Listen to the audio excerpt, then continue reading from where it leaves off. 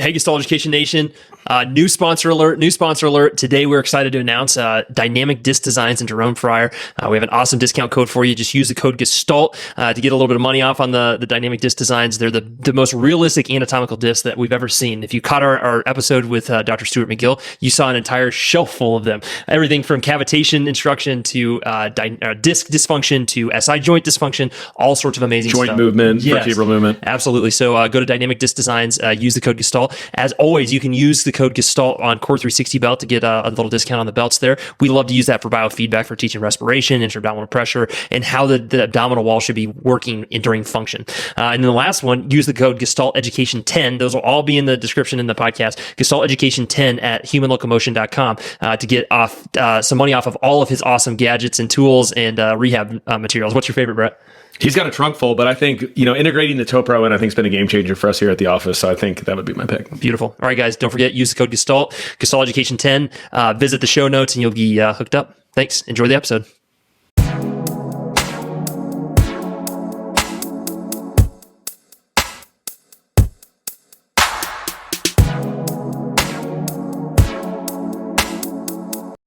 All right, everyone. Welcome to another episode of the Gestalt Education Show. Today, we're back on home turf, Brett. Another solo episode. I'm calling them a solo episode. It's just you and me. But today, we're going to talk about another one of your passion projects. So the last time we had a little solo, we talked about the TMJ and TMJ dysfunction and things like that, which is, I'm going to say that was probably your first love of maybe musculoskeletal. I don't know. And then the second one is I was going to say abdominal wall. But so today, we're going to talk about the abdominal wall. We're going to talk about abdominal wall dysfunction. We're going to talk about misconceptions. We're going to maybe stir the pot a little bit and get people a little riled up, which is kind of fun. But we're going to kind of go. You tell this great history at all of your intro DNS courses, and you've been on some big stages with this topic of telling the history of the abdominal wall. Telling everybody's probably right. It's just like we're coming at it from a different angle, right? Mm-hmm. So before we get into that, I gotta give a little promo. We got some great courses coming up this summer. So we're actually, by the time this comes out, we'll be headed to Raleigh, North Carolina for a DNS Exercise 1. So we're excited about that, to be at Lindsay Muma's office. She's going to make us do a cold plunge. And so I'm going to guess that'll be that'll be on video. So stay tuned for that. We're also in July, the end of July, we're going to New Jersey. The first time, you haven't been to the East Coast in a while. It's been a while. So we're kind of starting that East Coast swing with our good friend Rob Minlianica up in New Jersey. That's July 22nd and 23rd. That's an exercise 1. And then we come back home in September for the TMJ dysfunction course, which is, again, if you missed the podcast 2 weeks ago, you should definitely check that out. And then you also, we're going in October. We have another exercise 1 in northern Alabama. So that'll be a great time. And then, of course, DNSC in December. But the big one, the one that we're all looking forward to, is the first weekend in November, the Neurodynamics World Congress. It's the first time ever. You are going to be talking about what we're talking about today, abdominal wall and DNS. We're going to have Michael Shacklock talking about all things neurodynamics. And then the whole weekend is basically geared around neurodynamics and the other players involved with it. How is ART used to affect the nervous system, specifically the peripheral nervous system? Antonio Stecco, the fascial manipulation crowd.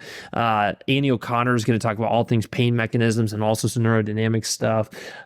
David Seaman is going to talk about nutrition and the nervous system. Jeffrey Bowe is going to talk about the research. It's just going to be a great weekend. Yeah, Bill Morgan, the hits just keep on coming. So anyway, stay tuned for that. Registration page should be coming up pretty soon. That's going to be a great weekend. We're really looking forward to it. So, Brett, let's just start from the scratch, okay? So there was a big thing happened in the 90s that kind of changed everything for us, right? And so take us through kind of the history of the abdominal wall, like where this all started and where all the confusion began. And then we'll kind of talk about maybe like DNS's perspective and then our perspective. In the long I think that, everyone has used the term and struggled with the term core stabilization. So, we've all known that the muscles of the abdominal wall have been important, for a long time. There was some seminal papers that came out in the early 1990s as far as the timing of activation. Paul Hodges, Carolyn Richardson, Sapsford, they were some early contributors to kind of say that there was a motor control problem with people that, are having, chronic low back pain. So that first paper, I think that came out in 1996, that was from the Australian group. I think that one really opened people's eyes to understand that the timing of the activation of this inner unit is really important.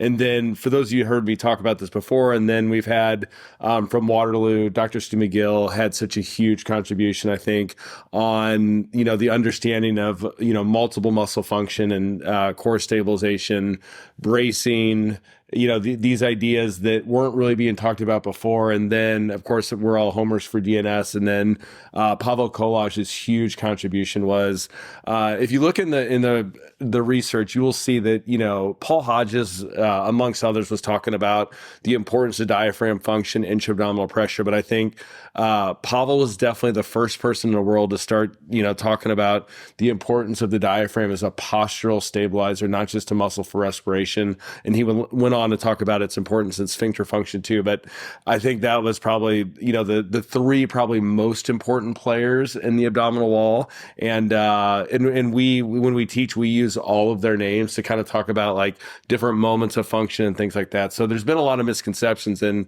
I really feel like, what we're talking about, what we're teaching now, I really do feel like it's right, and what we continue to get better at is our ability to convey this to the patient, which is never easy. Still to this point, it's still not the easiest thing in the world for us to do. And so we continue to use technology. We get better with our imagery and our education with the patient. Therefore, we're getting better kind of explaining what this actually means. And I think like one of the big things for the manual therapist out there is that if these muscles are not being used correctly, they will manifest themselves through joint blockage, tension, tone, and trigger points. So, it's, the entities that people are working on in manual therapy, a lot of times the root cause of that problem, especially if we're talking about the thoracolumbar junction or the lumbosacral segments, is because the central nervous system is not modulating or regulating the muscles well around that area. Therefore, the culminating effect of this lack of tensegrity, if you will, ends up being blockage of the joint. So, our model is always, we palpate joints that are stiff and we mobilize them and we, of course, manipulate them, but then always trying to figure out, what is the etiology of that joint blockage or stiffness. And when we're talking about this area of the body, that is one of the main culprits for joint blockage and soft tissue dysfunction around the thoracolumbar junction of the pelvis. Yeah, that's perfect. And I think like, talking about that first paper that Hodges talked about, you talked about the coordination, but he also pointed out that there's a delay in the activation of a single muscle, that kind of is where we went down this kind of weird transition of, obviously we need to strengthen the transverse abdominis, but maybe not in the way that he originally talked about it. Well, I mean, I think, that's still probably up for debate. We definitely have our opinion at DNS. And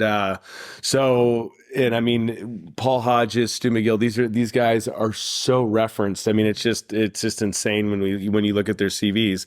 I've been lucky enough to be on the same stages with them. So I've heard, both their sides of the story on different things. And I think, a couple things. One thing that I think like we teach at DNS, which I personally think is right, is, the difference between what we call intra-abdominal pressure and an isometric brace. So that sounds so easy. Everyone's like, oh, I know what the difference is, but rarely do people actually do a good job of understanding what that key fundamental difference is. And for those of you who've seen us present before, we always, I always show that the diagnostic ultrasound showing the difference of what's happening in the abdominal wall between an abdominal isometric brace and when we create the intra-abdominal eccentric pushing out of the muscles. So the big fundamental difference between those two things is that intra-abdominal pressure, when generated the right way, does not lock our rib cage to our pelvis and does not create tension and tightness throughout our extremities or the muscles in our extremities. That is a vitally important point, because obviously if we're walking in a contralateral pattern, or if we're swinging a golf club where our shoulders are rotating faster and further than our pelvis, it stands to reason that we can't lock our rib cage to our pelvis. We know that's not what happens. So that bracing mechanism, we do this, that absolutely locks your rib cage to your pelvis. There's a time when we do that. There's a time when we use that when we're at impact in our sporting events, when we're, for example, using a deadlift, or basically when we're needing like maximum stabilization. So I think being able to explain to the patient the difference between those two is really important, because if you think about the average patient, I mean, they could go days of their life without needing an isometric brace, but they're going to need intra-abdominal pressure every single time that they're, moving their limbs up in space. And the most common problem that we see isn't that they're walking around crazily braced. It's that they have no activity there. And the one thing we've learned from the research, and it was interesting. So Paul Hodges originally looked at the transverse abdominis, but then he later looked at the diaphragm. And he also found that people with low back pain have a delay in the activation of the diaphragm also. So when we talk about that inner unit of muscles, that inner canister that, we all know, that is the unit that we're talking about. And if you look at the spinal mechanics, there's no muscle in the front of the lumbar spine directly to create stabilization. So you're basically left with, this inner unit, tube, if you will, or ball of stabilization that is basically generating forces from the front or ventral side of the spine.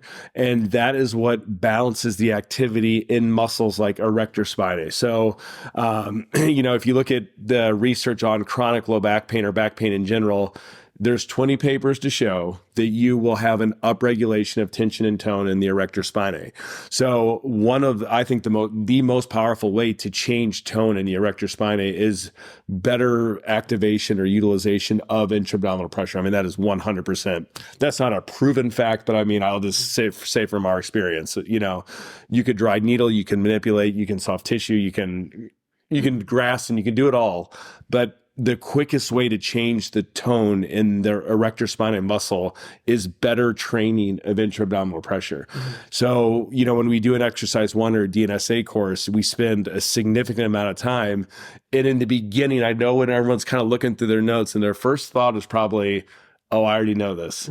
And the one thing I've learned, and the people that have been around, me the last 5 years will realize this, like really spending the time to teach this well, I think is so critically important, because really you can kind of think of, if the activation of the abdominal wall is not right, then really it's an explanation for why there can be tension and tone throughout the body. And, we've learned through definitely Stecco, Andre Vleming's work, Tom Myers has talked about it, that, we're basically connected. If you looked at the bottom of your foot, so you have your plantar fascia, your gastroc, your bicep femoris, your sacrotuberous ligament, your erector spinae, your deep portion of your multifidus, your semispinalis capitis, your occipital frontalis. You're basically, the backside of our body is literally connected from our eyebrow to our feet, basically.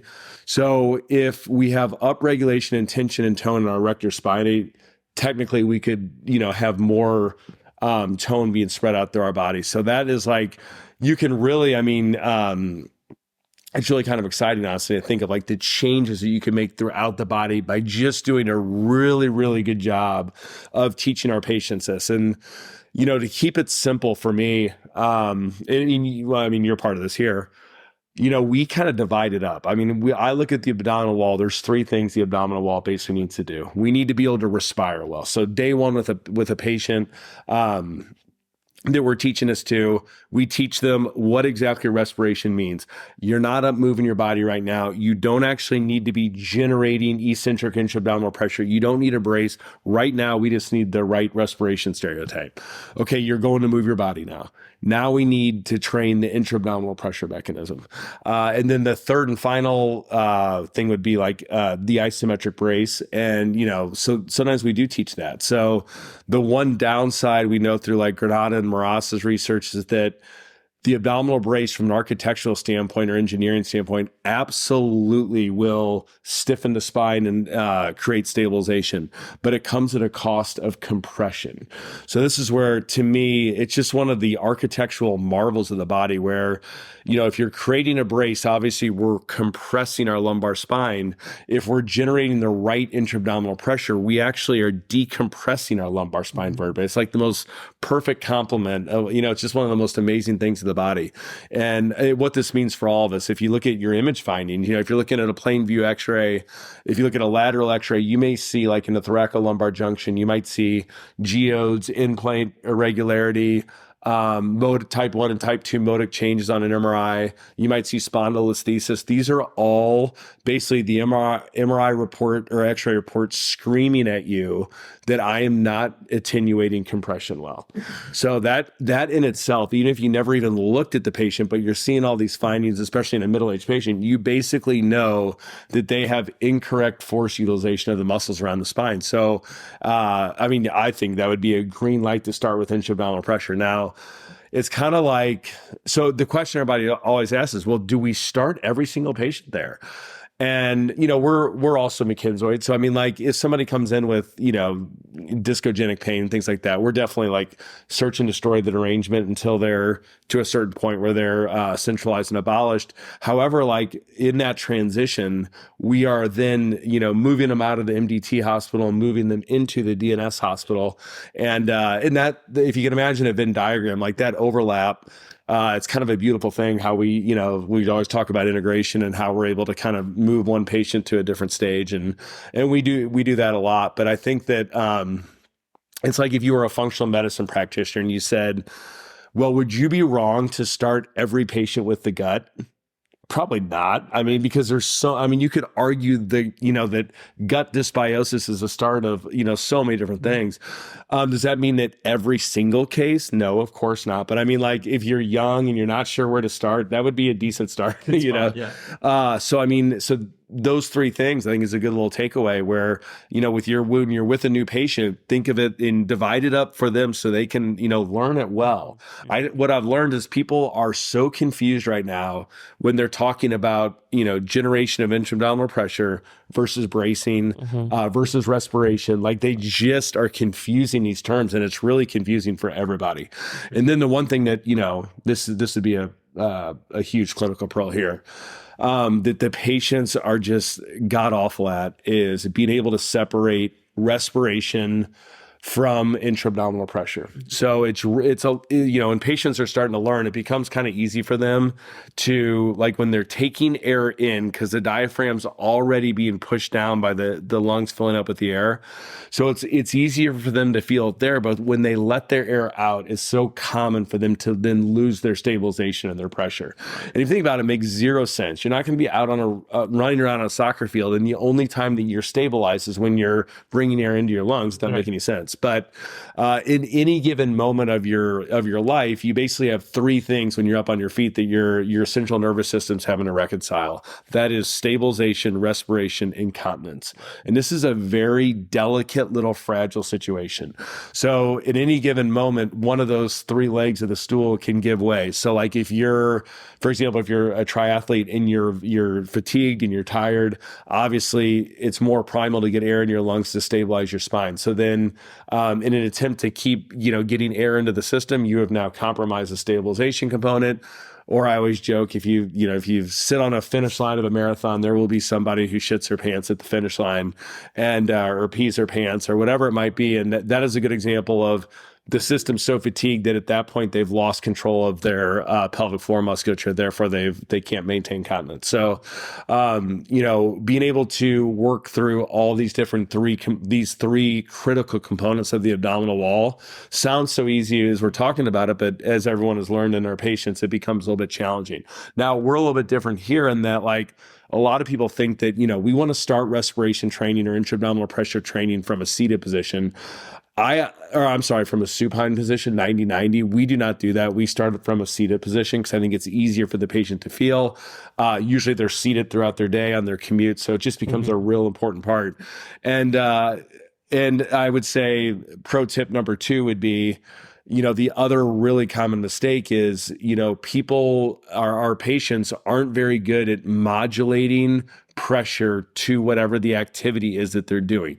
So if you've ever been to an exercise 1 or DNSA course, the first day when we're in a 3-month supine position, everybody is activating with way too much intra-abdominal. They're getting dizzy. They're shaking. They're sweating. And so then, but my personal belief is that is actually okay for that to be that way, because in the beginning we've disturbed it so much that now you got to go back and you have to actually cortically think about it. That means, you have to use your brain to actually change that ability of the abdominal wall to function that way.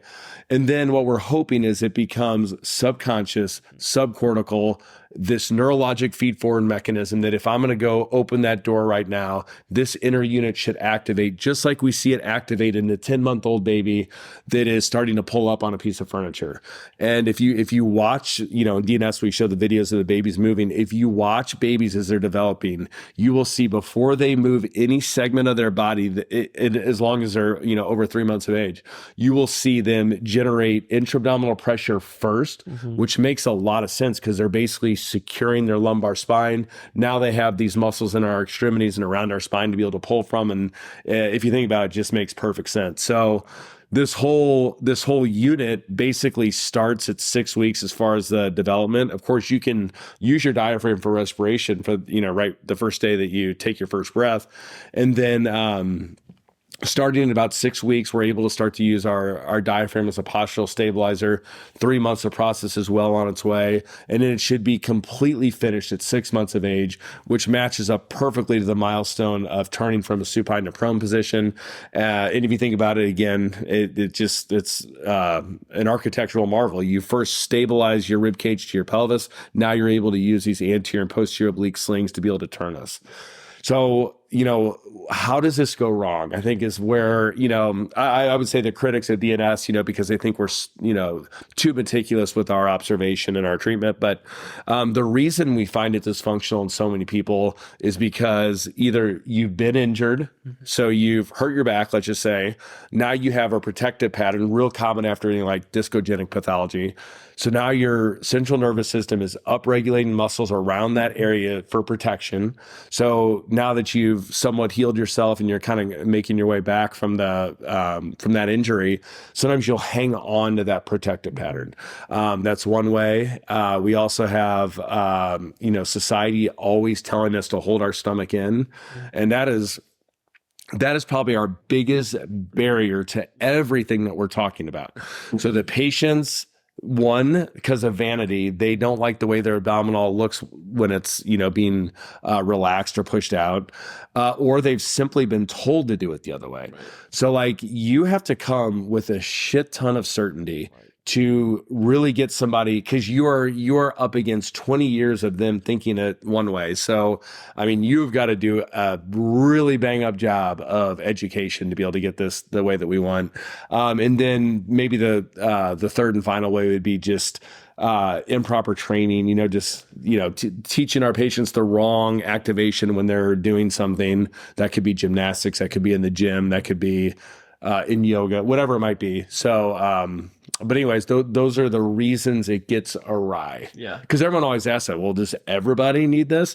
And the answer is kind of yes, but you'll find that your really good athletes, they kind of know how to do this already. That's there's just one of their gifts to the world. And then the other people need to be shown how to do it. And then the other people are just injured because they may be a great athlete, but the forces are just too high, and those forces are destroying their joints and their spine. Yeah, I think you made some good points too. This inner unit that we talked about, we talk about the muscles, the internal, external oblique, the transverse abdominis, but there's also a top and the bottom. We talk about the diaphragm and the pelvic floor. Now if you open up Instagram, how many people you see, have you ever come across those videos? It's a female powerlifter and she just literally loses all control of her bladder. It's ridiculous, but it's almost like a rite of passage, which is, we're going to have a conversation with Lindsay, and we've talked to Lindsay Bima and Erica Bolin about this topic of pelvic floor dysfunction. Kind of starts, I feel a lot of the times from the top bottom. It's no different than our low back cases or things like that. It's just another entry point into respiration, intra-abdominal training. Yeah, I think so. And I think the pelvic floor, I forget what I was having to do. It might've been that last gait seminar. I had to dive into it pretty heavily again. And the pelvic floor is, the research on it's insane. There's tonic activity in the pelvic floor throughout the whole activity in walking. So there will be little bursts of activity, at heel strike and toe off and things like that. But there is consistent activity in a normal functioning system. So you're never really if you're, up and about moving your body, these muscles are never like shut off, like there's always going to be activation there in this inner unit. And I think this is where Sapsford and some of those authors in the early 1900s that I always talk about, not early 1900s, 1990s, they really exposed the fact of like the connection between like transverse abdominis and pelvic floor, and like how there really isn't really a separation between that. And I think Dr. Stu McGill and Kolwicki and Nose also did a really good job of kind of, and I always give Stu a ton of credit, like in a time when, everybody, and myself included, I can't believe I haven't talked about this yet. When I was young, we were telling our patients, which I just cannot believe I'm even talking about this, to, before you move your body, suck your stomach in to activate your transverse abdominis, Kegel, and then swell your multifidus. Like you could take your intersegmental muscles and, individually fire off those things. So where I think, Stu was the voice of reason at the time is just that, these multiple muscles act. And, when you're working with really strong people and things like that, nobody is just actively choosing to bring their stomach, their abdominal wall inward. And we always do this, or I do this when I'm teaching at DNS seminars. We make the patients actually suck their stomach in and give us the wrong position between the rib cage and the pelvis, and then we show them how much weaker they become when we do that. And that's a really good learning moment for the students, I think. For sure. I think another a rock that gets cast at DNS is like, well, you can't change respiration, or you can't teach people how to respire correctly and things like that, which is, to me, it's kind of a null point, but it brings up the point of these people that we're trying to change these patterns are, like you said, they're there for a reason. Like these patterns are so disturbed because of a reason. It's not like they just randomly show up one day and have improper respiration and stuff. There's usually some sort of trauma or some sort of path that got them there. And so getting them to understand it cortically is what hopefully, like, almost, I always think of it like a reset. I think about my high school kids that maybe have a spondylolisthesis that have sucked their stomach in, or their coach has been telling them to do crunches for the last year. Sometimes you just need something to reset the system for the body to just be like, oh crap, like, yeah, I need to go back to doing this how it's supposed to. Yeah, because that's a great point, because really you're not doing something artificial with DNS. No. You're going back to the original way, the way that it was. Right. And for the 4 reasons we mentioned before, that's why it's so disturbed on people. So you have to, and that's why we even let the patients, they're going to activate too much intra-abdominal pressure in the beginning when they're starting to learn how to move their body with this correct stabilization. And then the brain is so amazing. Like it just learns to kind of regulate and modulate to what it needs to. I always tell a story about myself, for those of you who do manipulation, where this was not that long ago. This is probably 5 years ago, where the radiologist from Logan came out to the office here, and they had ultrasound probes on me. And I know, because of Lynn Fay and Terry and others and Mark, they taught me when I was learning, you want to like cough thrust, like when you're learning how to impulse. So basically you're like, yeah. So I thought as I was moving along that, that would kind of be what I would still see. I knew I wasn't like, I wasn't doing a massive Kia, but I thought that my abdominal wall would be isometrically tensing, and it actually wasn't. So what it was doing was I was just showing like intra-abdominal pressure basically. And so I thought about it for a second. I'm like, that's interesting. I was like, actually, that makes a whole lot of sense. Like once you learn how to do a motor skill or an activity well, your central nervous system would never recruit more than it actually needs for that activity, for a whole multitude of different reasons, so the brain's too smart for that. So I think in the topic that we're talking about, like the brain then eventually learns how to modulate it to what it needs to be, and I mean, for everybody, this is takes a lot of it. I mean, we always go through the kingery steps of learning or whatever, as far as being unconsciously competent, and then hopefully finishing by being consciously competent, right, or unconsciously competent, which basically means like your brain is just regulating the right activation. You don't have to think about it anymore. Yeah. And that process can be anywhere from literally this hour to a 6-week period in a Medicare patient, geriatric patient, who is just so far gone that it takes a lot of work. Mm-hmm. Thankfully too, I mean, a lot of times, like just getting the process started a little bit goes a long way. So like in your patients, maybe you never get it to 100% perfection, but if you get it to be 70% better. It's enough. Like you can imagine how powerful this is for spinal stenosis, where we get the right forces in the front of the back, That's right. So, I mean, I would say don't be handicapped by perfection on this. You got to get the ball started somewhere. Right. And I think too, what you're going to find, like some people will just literally blow your mind. You'll be like, wow, that is insanely good. So, and like today we had a patient here, that, is I've been working with them for probably 2 or 3 weeks and really learning well. Like if we did the intra-abdominal pressure test, I mean, just absolutely amazing job, great respiration. So there's this group of patients that they know how to do it well. They're just not doing it. And she kind of fell in that category where, I mean, like as far as the test, everything felt good, but just because they can doesn't mean they will. So, we then have to explain to them what this actually means in their life when they're lifting weights or when they're swinging a baseball bat. And I think that's like the best clinicians in the world. They do a really good job of creating imagery outside of the treatment room, maybe even outside of the strength and conditioning area. And then like in their actual life and sport of like what this actually means for them when they're, pitching or hitting or whatever the example might be. And it just, and the other thing too, it stands to reason it would make you more athletic because you're stabilizing yourself in the correct way. Yeah. So, I mean, the hard part would be definitely for our, and we're in the evidence-based world. Like, so, I mean, I know what people are saying, like, well, so many of our patients, we don't want to like meticulously change this. I get that argument. I really do. But I think like when it comes to the function of the abdominal wall, sometimes we do need to do some real specific things early on so their brain understands these differences. Because if you're too laissez-faire and sloppy with it, then they don't take anything away from it. And it doesn't do anything, So I think, back to, the 3 things that we teach them: how to breathe well, how to generate intra-abdominal pressure for low-level activities. And if they need the brace, then we can definitely, and that's like the final phase of our spondyle treatment here, where they're basically creating a brace with intra-abdominal pressure and learning how to attenuate those forces well through their back. So, and if you think about it too, like the anatomy makes sense, The picture I always show, I have a big anatomy picture in my treatment room with like the front cut out. So like all the internal organs and intestines out. And then you can see where the hip flexors actually come down, the iliopsoas, the iliacus, things like that. Like if you don't have anything for them to push against or the pressure to be right, then how can you expect yourself to explode your hip off of your lumbar spine? Right. This is like easy, just imagery for soccer players. The other one that I've kind of stolen from you too is like you never see a weightlifter suck their stomach in, which you kind of, like Stu McGill talked about that too. But what are some of the other ways that you use imagery in the treatment room, or what are some other examples or things that you tell people? I think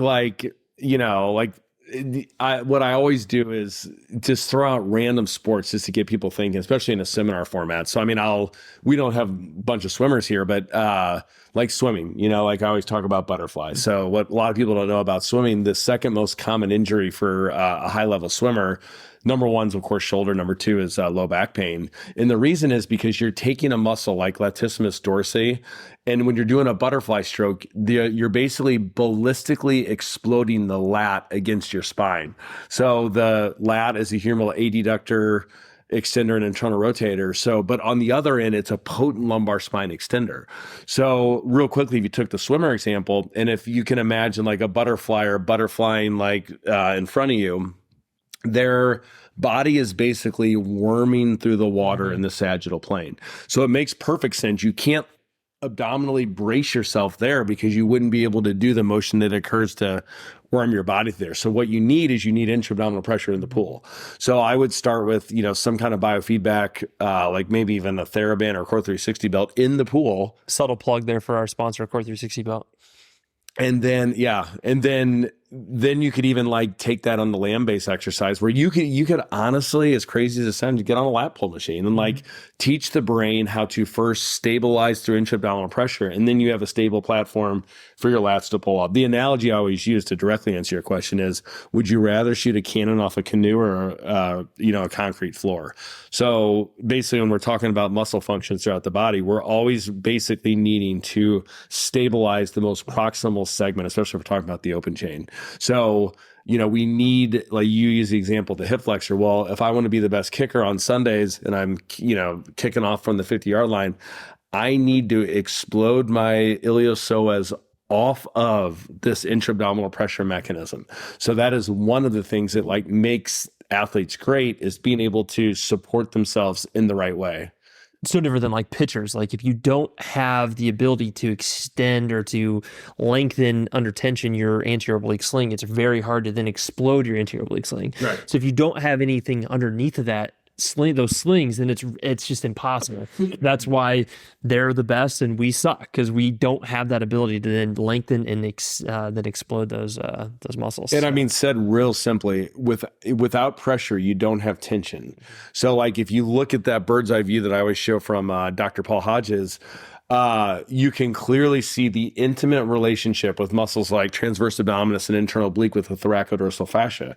So the thoracodorsal fascia, the superficial portion, comes around, sneaks onto the spinous processes of the lumbar spine. So like that outward pushing of pressure is what's generating tension in the thoracodorsal fascia. Therefore, as it hooks around to the back of the lumbar spine vertebrae, it's actually creating stiffness and stabilization. It will blow your mind. When you see that picture and you actually know what's going on there, you're like, I mean, this is just insane. Yeah. Like how clever and smart it is. It's an architectural dream. I mean, It literally is. It's so amazing. What about one thing we really haven't talked about, and it's one of the things that we talk about behind closed doors a lot, is this. There's this big push now in sports of athletic pubalgia, sports hernias. How much do you feel personally? How much does tension play into that diagnosis? I think that it's a little bit of a tricky question, because it is potentially lack of tension. The other problem is it would be like tension that's not distributed in the right way. That's kind of what I was getting at. Yeah.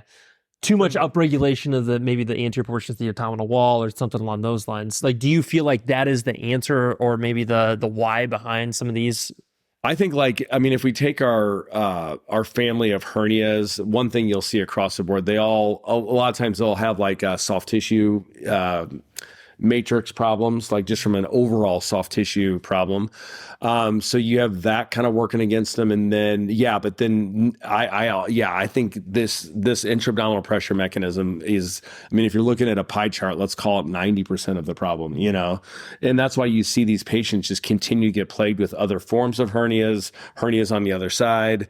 Like, a lot of times they never really fix their problem simply because they've never been taught like the right activation after their surgery. Right. So, and I think like even in like, if we talk about diastasis recti in like a 6-year-old male patient, it's wrong to say that they're not creating intra-abdominal pressure. They're creating intra-abdominal pressure like this, forward here. So like, here's your diaphragm, here's your pelvic floor. So instead of this nice, up and down movement of these two structures, instead you have the, pushing forward. Therefore Almost like an obliqueness of the pelvic floor and the diaphragm. Which, I mean, that's what if you have a balloon laying around, or you have like some kind of ball that's pliable, you can like easily show the patient like what this actually looks like. And they really do, grab onto it. So the other thing would be on that, just to remember, is thoracic mobility plays such a critical role in getting your respiratory diaphragm in the right position. So a lot of your older patients, that's something to not forget about, is they can get perfect at intra-abdominal pressure and they're still showing you this big old diastasis because they have such stiff segments in their thoracic spine. And that's really why you don't really see diastasis recti as much in the younger patient outside of the postpartum patients. And the reason is because you're not dealing with such stiffness throughout the thoracic spine and rib cage. That's right. One thing too, I think maybe to just dispel a rumor, not a rumor, but just to kind of right the ship, is something I hear from like if we get someone that's referred from a pelvic floor PT, or maybe people that just, not even PTs, chiros, people that understand this mechanism, they say too much intra-abdominal pressure is actually detrimental to pelvic floor dysfunction because it's too much pressure in the abdomen and you're creating too much stuff. But again, like we've kind of talked about that. I just want to like put that out there, that we're not talking about creating this big old, like you're walking around with so much pressure in the abdominal wall, you can't move, you can't function. We're talking about this delicate system of creating pressure that increases and decreases depending on your imposed demand. Yeah, no, and I mean, I think that's like, people like they cherry pick like they do, and they hear one thing and they make it something that's not. I think that's a really good point, because The patients who are not good at intra-abdominal pressure, usually they're doing some form of a brace. So intra-abdominal pressure in itself is a confusing term, because I always show that one slide where, in the 1960s, they're basically defining intra-abdominal pressure as closing the glottis, creating like basically a brace. So, Valsalva. So like you can see why everybody is so confused on this, including the people that are in the business and the stakeholders, if you will. So anyways, I think that's where, the people get, there's a misunderstanding because the lexicon is so kind of confusing in a way. And I think you've heard me say before, Taylor, like I don't love the term intra-abdominal pressure myself for a lot of different reasons. One of them is that intra-abdominal pressure leaves you thinking that this is just a gaseous force that is creating the stabilization. And we know through DNS and others, I mean, Collage has definitely exposed this over the years, but others have talked about it, that like when your diaphragm drops down, you also have a mechanical pressure against your internal organs. So it's not just perfect isotropic, gaseous Boyle's law where you have this perfect pressurization like you'd learned in your chemistry class. The anatomy is just kind of different, and I think also people, if you look at the anatomy and you see this intra-abdominal pressure mechanism in the front of the spine, and in DNS, we teach being able to respire and generate pressure like posteriorly. So then people in their mind, they think it's going to feel exactly the same in the back as it is in the front. Look at the picture. It's not going to feel the same.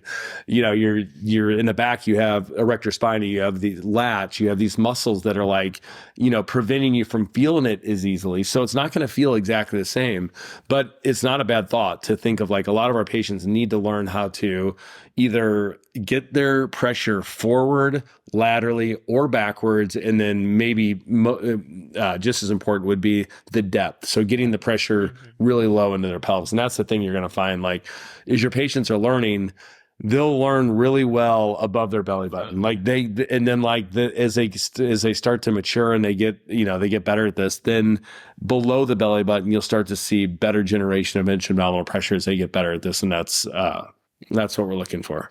And that's all exposed in all the DNS courses. And again, I mean, maybe I'm wrong, but like to me, Collage was the first one from the clinical side of things that was just like telling the world this. And to his credit, early on, I don't think many people were listening. And now, I mean, I think everybody agrees that it's the right thing. I think maybe the last voices, or I guess outside voices that I had in my head of something to disprove, not necessarily disprove, I keep using that word, but to talk about would be, you can cast stones that, DNS, they don't appreciate rib function, or they don't appreciate rib motion during respiration. So I know that, you and I have had side conversations about this and stuff, but to me, like when respiration is correct with diaphragm, the way that we teach it with intra-abdominal pressure, you're still getting expansion and closure of the ribs intersegmentally. It's maybe just not to the extent of like if you're perpetuating rib movement with respiration. Oh yeah, no, I mean, I would staunchly argue that when you're respiring in the right way with normal tidal breathing, you're basically getting natural motion through the costa transverse joints, the costa vertebral joints, the thoracic facet joints, we always teach at DNS. So if this is your sternum here, so your sternum is moving, therefore you have relative motion at your SC joint, basically. Mm-hmm. So your clavicle shouldn't be moving with normal tidal breathing. So what's happening basically is your sternum's moving like we all learned it from Kapanji, like a pump handle. Yeah, like A to P. A to P, and then not superior movement. Really, I mean, a pretty good rule of thumb is like, I mean, if you're doing a respiratory examination on your patient, you really do not want to see any superior migration of the thoracic spine. Now, you're all used to seeing like textbooks where you're used to seeing this gross dysfunction, but like this is where there is a little bit of a subtlety. I always just watch the AC joints. That way I'm never fooled. And when people are respiring correctly, you literally will not see any movement here. And the abdominal wall at this point basically should be thought of as like a balloon. So and I mean, so I would want to comment on this too, because another common confusion is like, as your patients are starting to understand this, when they're respiring correctly, the abdominal wall is being pushed out by the air that's underneath it. It's like if you were blowing up a balloon, the skin of the balloon is being pushed outward by the air underneath it that's pushing it out. When we go to train this intra-abdominal pressure that we teach at DNS, we're basically teaching their brain to be able to push their muscles out. Right. And we're still different than an isometric brace at this point, you know? So this is, yeah, I mean, I remember early on, like in the story that I always tell, Taylor, is just out of my own embarrassment, was that I had a patient. I always call her Nancy because all my difficult patients are called Nancy. But I got done teaching her abdominal brace, and then she gets up and she was simply asking. So then she asked me, she's like, "Well, does this mean I should walk around with this brace on?" And in a moment of just desperation, I basically literally said, "Nancy, I don't effing know myself, honestly." Like it's just such a pathetic point of the knowledge of it. And I think that's really what put me on my crusade for trying to like do a better job of kind of figuring this out. And then that's where I really do feel like I'm the luckiest person on the world as far as this topic, just because I just had everyone at the right time come in my life. That way we can, have difficult conversations with each other. And at the end of the day, we always have a beer. And I think everybody can, somewhat agree. And we may not be exactly the same, but again, I mean, to me, the most important people in this world are, Stu McGill, Paul Hodges, Collage.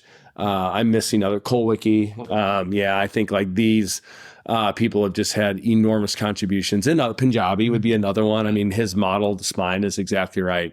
And I think then that doesn't negate the fact that we know the chronic pain sciences, and I think Paul Hodges actually does a really good job of explaining that, when you have, nociplastic pain or central sensitization, whatever we're calling it now, like you have to respect that,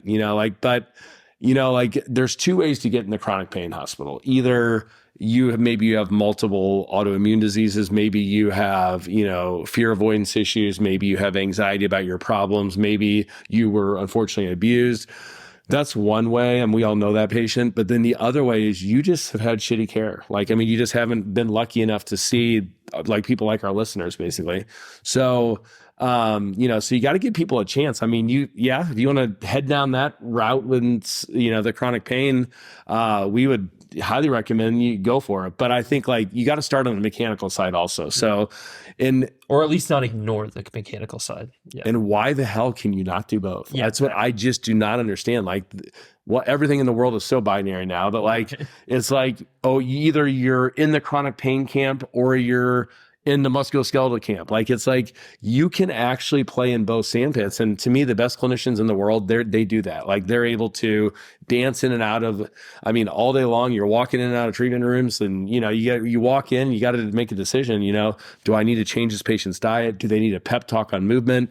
Do I just need to put them on a walking program? Do I need to get really specific with intra-abdominal pressure?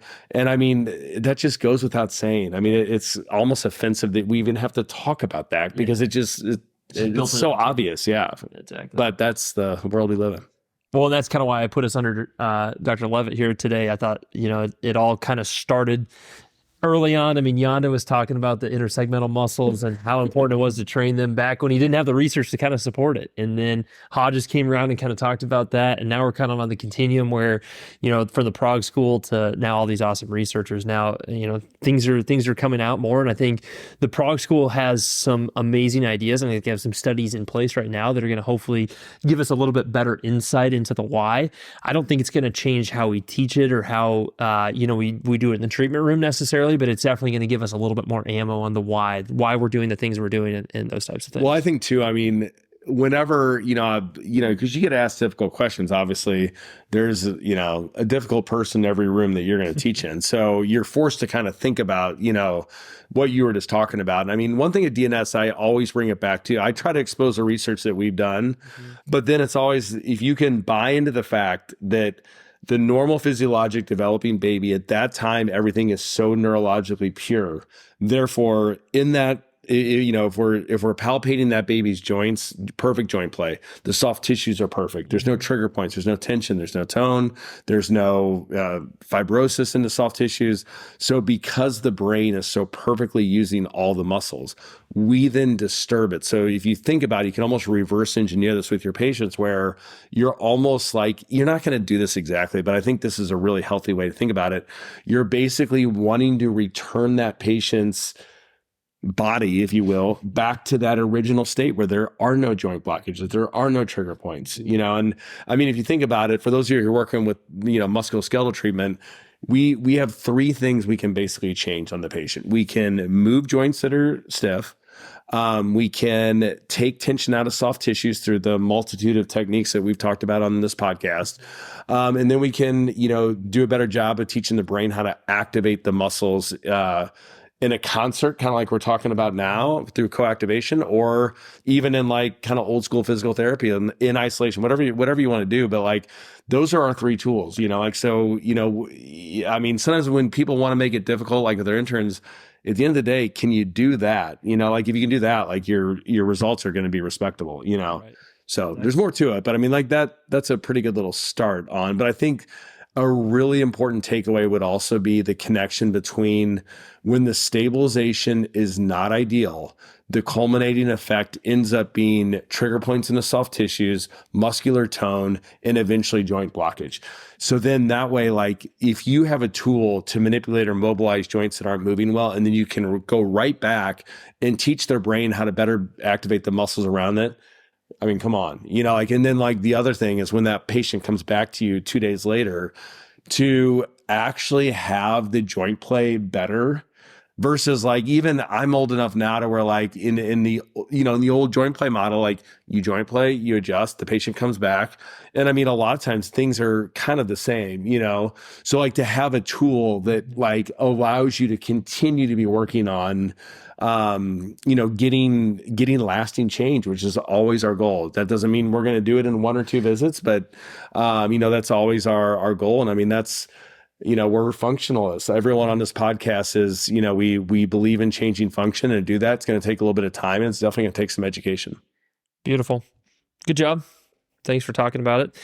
This is, I mean, it's so fun to talk about because I feel like you've taken the steps to gather the research and given credit to those who deserve credit, and then talk about it in an open way like you do in the beginning of DNS courses. And so I'm lucky because I get to hear that. I'll get to hear that this weekend in Raleigh, but also like there's just always you have a great stabilization lecture that kind of goes along with everything. And so yeah, I always get excited hearing about it. It reinvigorates me to talk to my patients about it more, especially in my cases that aren't like a low back case or, something like that, like seeing the changes you can make peripherally through central stability. And I think that that's something that McGill's talked about. That's something that's a staple in the Prague school, central stability for distal mobility. Like you work on the stability of the joints that are moving, and the rest is kind of history. So. I think too, just like a closing thought, there was no...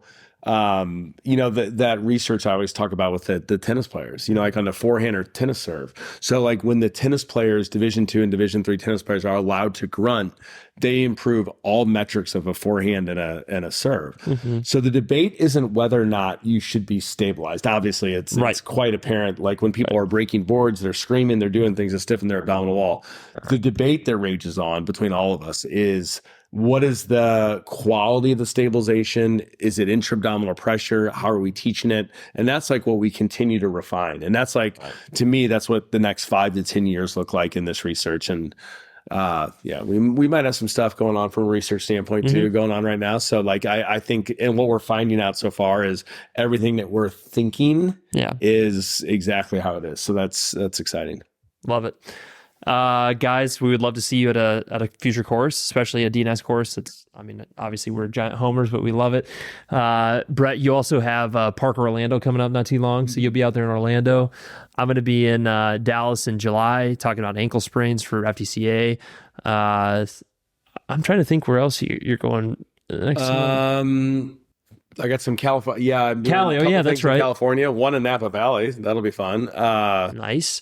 Yeah. Long Beach. Yeah. We got all kinds of stuff. Perfect. We'll stay tuned. If you're not following us on Instagram already, we've got some good ideas, some new stuff that's coming out. And keep updating you on podcasts and courses. And with that being said, guys, good luck with patients, and we'll see you soon. I hope you enjoyed this episode of the Gestalt Education Show. If you liked it, share it, subscribe to it, send it to your friends, send it to someone that needs to hear this message. We really want everyone to be able to tune in and get the best clinical advice that they can, which we're hoping that we're giving to you with these special guests. So if you have any questions, please feel free to reach out to us, or if you have any suggestions on upcoming conversations, let us know. For a list of our upcoming courses, we're adding them all the dang time. So go to gestaltedu.com, click on courses, and they'll all be right there for you. All right, have a good day.